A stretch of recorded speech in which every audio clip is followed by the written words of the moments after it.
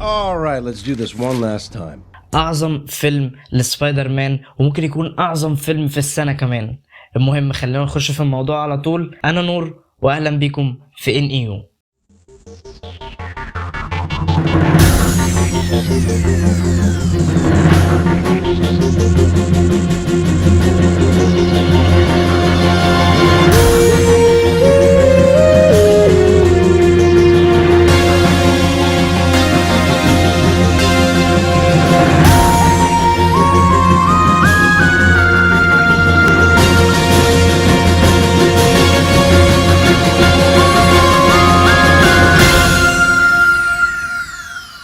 سوني مخلياني فعلا مش عارف اتكلم من كتر ما قد ايه الفيلم عظيم جدا. مش مجرد فيلم انيميشن وخلاص وعديها وممكن نحط كوميديا فيه كتير وكده، لا بالعكس، الدراما موجودة في الانيميشن ده ولسه مكملة معانا لغاية الجزء التاني اللي هيتعمل كمان. والكوميديا اللي محطوطة مش كوميديا مبتذلة او كوميديا كتير في اماكن كتير ملاش لازمة، لا، الكوميديا اللي محطوطة في الانيميشن ده محطوطة في اماكنها الصح.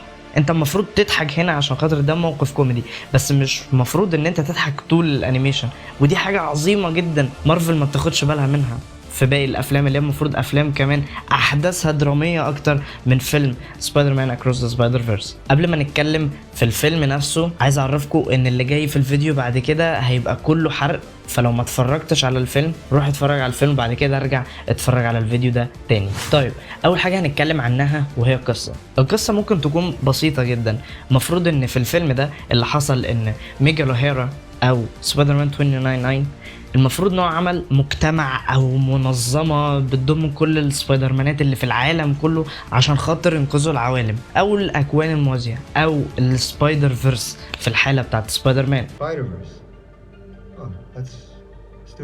المهم ان المفروض مايلز عرف ان ابوه هيموت عن طريق ميجال اوهيرا، بس المفروض ان هو عاوز يروح ينقذ ابوه، بس ميجال اوهيرا مش عاوز يخليه يروح ينقذ ابوه عشان خاطر ده ممكن يدمر العالم بان الاحداث كلها تتغير وهيبقى في عك كتير. ولكن مايلز بيحاول يهرب منهم علشان خاطر يروح ينقذ ابوه اللي هو برضه ماشي بفكرة عواطفه. ولكن بعد ما مايلز عرف يهرب من ميجال اوهيرا وباقي السبايدر مانات اللي موجودة في الاكوان الموازية كلها، بيتنقل لعالم هو كان فاكره ان هو العالم بتاعه، ولكن بنكتشف ان ده مش العالم بتاعه، والعالم ده ابوه ميت فيه، ومايلز هو الفيلن اللي هو بيحاربه براولر اللي هو في العالم بتاعه يبقى عمه. ولكن سبايدر جوين المفروض ان هي بتجمع التيم القديم وبتزود عليهم كمان سبايدر مان الهندي اللي هو يعني حاجة كول جدا، والممثل اللي عامل صوته انا بحبه جدا جدا جدا من فيلم ديدبول. المفروض ان هي هتعمل التيم ده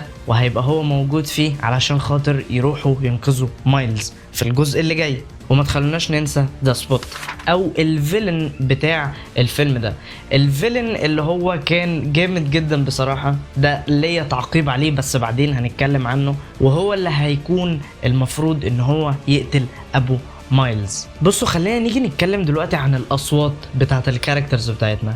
بعيدا عن حبي لاوسكار ايزاك، مش هقدر بصراحة اخبي حبي ليه. اوسكار ايزاك عامل الصوت عظيم جدا بتاع سبايدر مان 2099 وعامل صوته بانفعالات عظيمة جدا.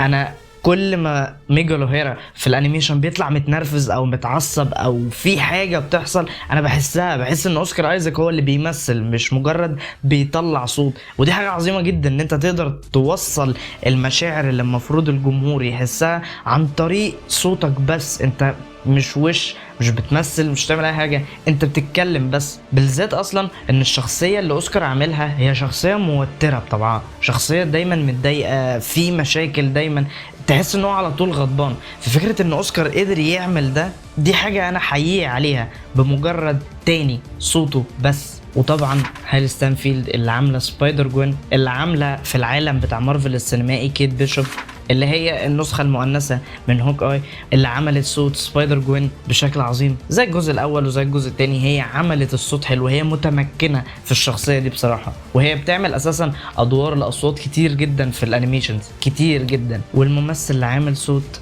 مايلز اللي هو اسمه تشامك تقريبا، يعني هكتب لكم اسمه. المهم ان هو عامل الصوت حلو جدا، بالذات ان الفيلم ده اصلا فيه دراما كتير جدا، فانت محتاج ان انت في الفيلم ده توصل مشاعر اكتر. لان لسه في حاجات اكتر بتحصل ولسه هتحصل. الجزء الجديد في كمية مشاعر المفروض ان هي توصل لي عن طريق الكاركتر دي بالذات. الجزء ده ما تخلوناش ننسى الكاميو بتاع توبي ماجواير واندرو جارفيلد.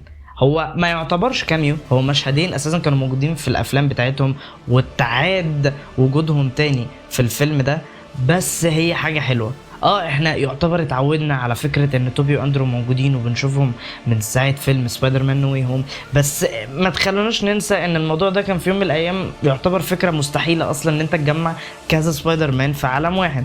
بس انا مبسوط فعلا ان انا شفت الاتنين دول تاني، احتمال يظهروا في اعمال تانية جاية، بس برضو كانت حاجة حلوة ان احنا نشوفهم تاني. بصراحة انا عندي مشكلتين مع الفيلم ده. اول مشكلة الالوان الكتير اللي كانت موجودة في الانيميشن ده، انا مش عارف العيب مني ولا الناس كلها كانت واخدة بالها من الحوار ده، بس انا عينيا وجعتني.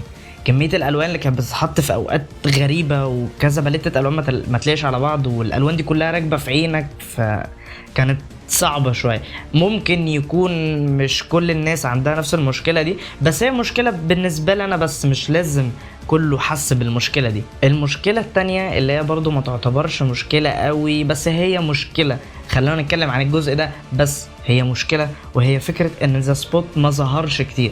انا ما حسيتش بالخطر بتاعه قوي غير اللحظة اللي المفروض فيها الراجل اللي هو الكابتن بتاع سبايدر مان الهندي المفروض ان هو كان يموت وما ماتش عشان مايلز انقذه.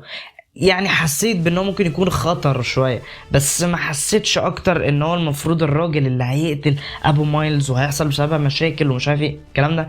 انا ما حسيتوش من الفيلن نفسه، فاتمنى ان الجزء اللي جاي احس بان هو خطر بجد اكتر. وطبعا عاوز سبايدر مان 2099 يظهر اكتر عشان انا بحبه اكتر من مايلز موراليس بصراحه. عموما انا كل حماس للجزء الجديد، واللي متاكد ان هو هيعلي على الجزء ده. انا بالنسبه لي بعد ما الجزء الجديد يجي هيبقى الفيلم ده والفيلم اللي جاي هم عباره عن فيلم واحد بس مطول شويه، بس انا متاكد ان هو هيطلع حلو، ممكن يبقى احسن من ده كمان. وبالنسبه لي بصراحه بعد ما شفت الانيميشن ده هو احسن فيلم لسبايدر مان اتعمل عموما بصراحه. وبس عرفوني رايكم في الكومنتس تحت، ما تنسوش الشير واللايك والسبسكرايب. سلام.